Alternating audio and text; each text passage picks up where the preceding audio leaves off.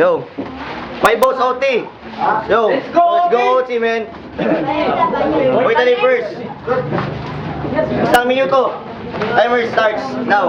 Pakinggan mo, mga estilo mo'y bulok na. Ganyan talaga pag ang utak mo hindi na gumagana. Hindi na gumagana, nakakawalan pa ng gana. Tingnan yung itsura niya, parang unggoy na kumakain ng banana. Yeah! Balita ko, mahilig ka sa babaeng 100 kilos. Pero yung peg na tinira niya ay muso pala ng bangos. Tahimik.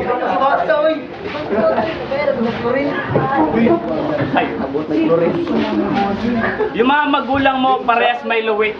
Kaya ganyan ang itsura mo. Kasi pinutok ko lang sa puwet. Yeah! Yo, time. OT, Soy. Time starts now.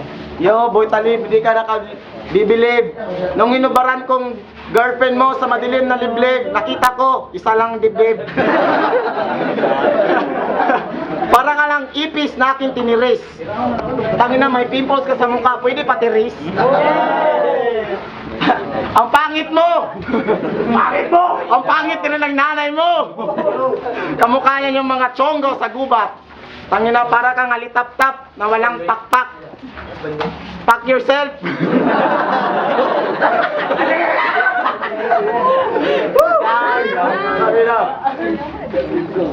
Inahambog niya, siya daw ay sundalo sa Iraq. Hindi pa rin lang kanyang hawak, hawak ka na ng itak.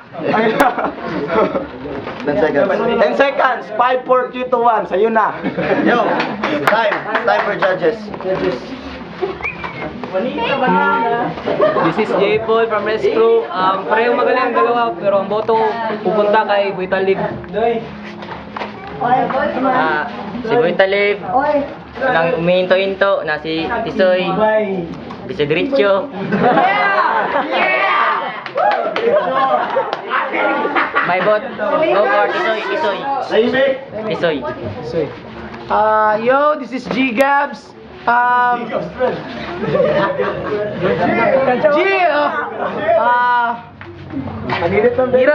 Hirap ng desisyon na kaya bibigay ko kay Boy Talib! Yeah, I'm Eric once again from Rescue. Ako kay Boy Talib din ako. Ang bantot ng pangalan mo, Boy Talib! Ano ni say Pabs? Magaling, Boy Talib. Yo! Tari kayo. 4 votes.